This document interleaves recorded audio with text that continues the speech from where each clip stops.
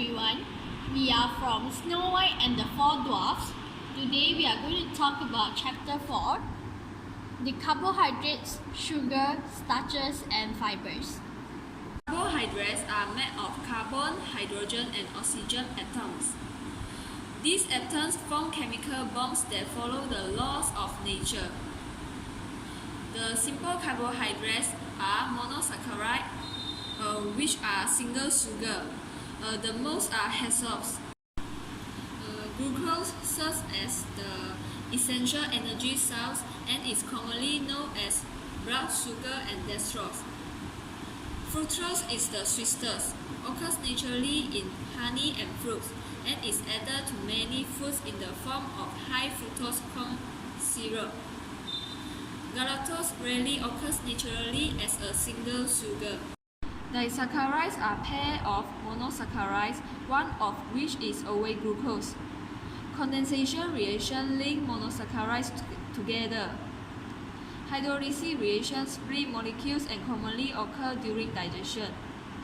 Maltose consists of two glucose units. It is produced during the germination of seeds and fermentation. Sucrose is fructose and glucose combined. It is refined from sugarcane and sugar beets, tastes sweet and is readily available. Lactose is galactose and glucose combined. It is found in milk and milk products. Saccharides or many polysaccharides glucose units bound or linked together in straight or branch change. Glycogen is the storage form of glucose in the body. It provides a rapid release of energy when needed. Starch is the storage form of glucose in plants. It is found in grains, tubers, and legumes. Dietary fibers provide structure in plants and are very diverse and cannot be broken down by human enzymes. Soluble fibers are viscous and can be digested by intestinal bacteria. This property is also known as fermentability. These fibers are found in fruits and vegetables. Insoluble fibers are not viscous and are not digested by intestinal bacteria. These fibers are found in grains and vegetables. Fiber source is dietary fibers are found in plant foods. Functional fibers are health benefiting fibers that are added to foods or supplements. Total fiber consider both dietary and functional fiber. Resistant starch escape digestion and are found in legumes, red potatoes, and unripe bananas. Phytic acid or phytate has a close association with fiber and binds some minerals. And absorption of carbohydrate. In the mouth, the salivary enzyme which is amylase begins to hydrolyze starch into short polysaccharide and maltose. Then until the stomach, acid continues to hydrolyze starch, while fiber delay gastric emptying and provides a feeling of fullness. Stomach acid and activate salivary enzymes, stopping starch digestion. The disaccharide enzymes on the surface of small intestinal cell hydrolyze the disaccharide into monosaccharide.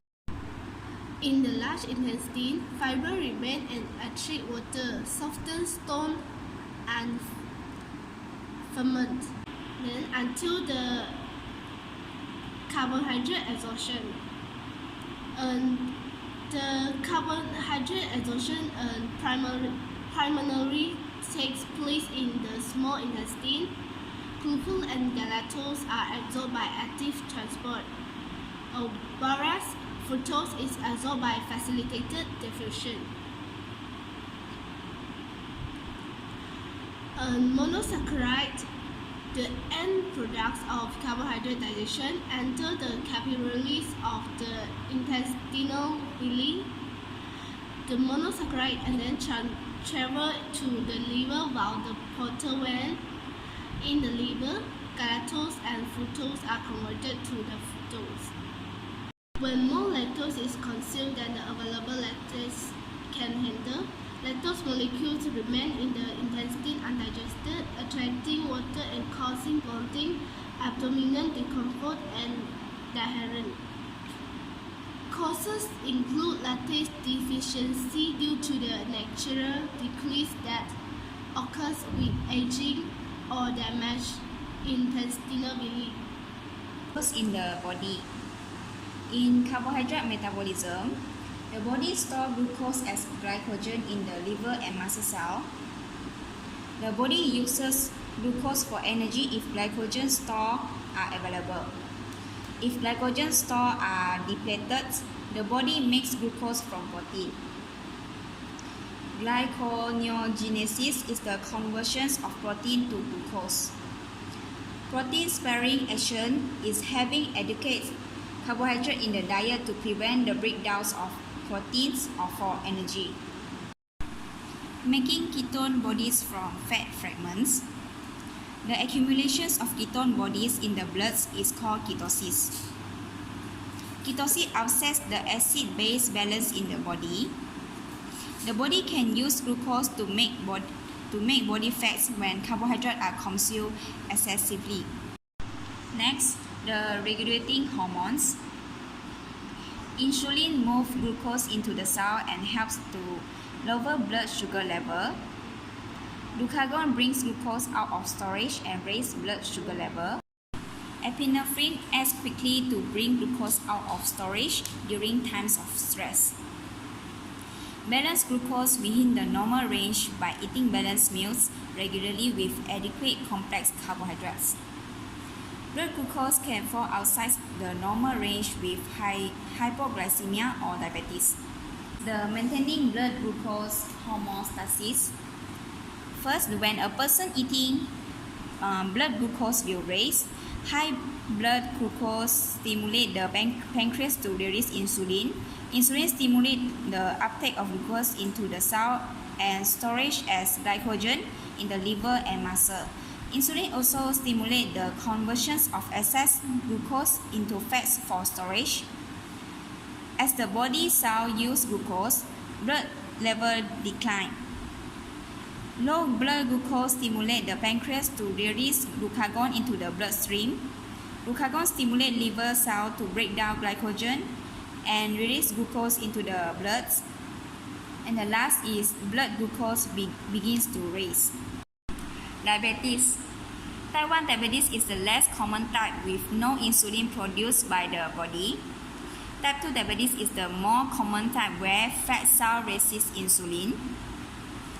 Pre-diabetes is blood glucose that is higher than normal but below the diagnosis of diabetes. Hypoglycemia is low blood glucose and can often be controlled by dietary change. Glycemic response is how quickly the blood glucose raises and eclipses an insulin response. Glycemic index classifies foods according to their potential for raising blood glucose. Glycemic loads refer to a food's glycemic index and the amounts of carbohydrate the food contains. The benefits of the glycemic index is controversial. Health effects and recommended intakes of sugars. Sugar poses no major health problem except dental caries. Excessive intakes may displace nutrients and contribute to obesity. Consuming foods with added sugars should be limited. Naturally occurring sugars from fruits, vegetables, and milk are acceptable sources. Health effects of sugars. Foods with added sugars have sugars listed as a first ingredient. Nutrient deficiencies may develop from the intake of empty kilocalories. Just because a substance is natural, it does not mean that it is nutritious. For an example, honey. Some people believe that because of honey is a natural food, it is nutritious or at least more nutritious than sugar. Honey, like table sugar, contains glucose and fructose. Honey does contain a few vitamins and minerals, but not many. These added sugars contribute to nutrient deficiency by displacing nutrients. Dental caries may be caused by bacteria residing in dental plaque and the length of time sugars have contact with the teeth. Sugar from foods and from the breakdown of starches in mouth can contribute to tooth decay as the bacteria in mouth ferment the sugars and produce an acid that erodes tooth enamel and causing dental caries or tooth decay. The development of caries depends on several factors, which are bacteria that reside in dental plaque, saliva that cleanse the mouth, minerals that form the teeth, the foods that remain after swallowing. Controversies surrounding sugars. Excessive sugar intake can contribute to the development of body fat. Sugars may be able to alter blood lipid levels and contribute to heart disease in some. There is no scientific evidence that sugar causes misbehavior in children and criminal behavior in adults. There is a theory that sugar increases serotonin levels, which can lead to cravings and addictions. The intakes of sugars. The United States Department of Agriculture Food Guide states that added sugars can be included in the diet as part of discretionary kilocalories. Dietary guidelines state to limit intake of foods and beverages that are high in added sugars. Dietary reference intakes suggest that added sugars should contribute no more than 25% of a day's total energy intake. The health effect and recommended intakes of starch and fibers. It may be some protection from heart disease and stroke. The soluble fibers bind with bile and thereby lower blood cholesterol levels. Fiber may also displace fat in the diet. It reduces the risk of type 2 diabetes by decreased glucose absorption. It enhances the health of the GI tract, which can then block the absorption of unwanted particles. It may protect against colon cancer by removing potential cancer-causing agents from the body. It promotes weight control because complex carbohydrates provide less fat and added sugar. The harmful effect of excessive fiber intake. It displaces energy and nutrient-dense food. Abdominal discomfort and distension may interfere with nutrient absorption. This is the recommended intakes of starch and fibers.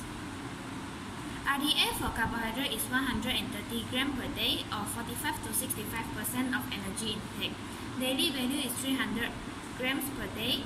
Dietary guidelines encourage a variety of whole grains, vegetables, fruits, and legumes daily. Healthy People 2010 recommends 6 servings of grains and 5 servings of fruits and vegetables. The recommended intakes of fiber. FDA recommends 25 grams for 2000 kcals diet. DRI at 14 grams per 1000 kcal intake, which is 28 grams for a 2000 kcal diet. American Dietary Association recommends 20 to 35 grams per day. The World Health Organization suggests no more than 40 grams per day. Artificial sweeteners, also called non-nutritive sweeteners. For example, saccharin. It used primarily in soft drink and as a tabletop sweetener. It rapidly excreted in the urine and does not accumulate in the body. It has been removed from list of cancer-causing substances. Next, aspartame. It is a general-purpose sweetener. It warning about phenylalanine for those with PKU. Controversial finding that aspartame may have caused cancers in rats. Excessive intake of aspartame should be avoided by those with epilepsy.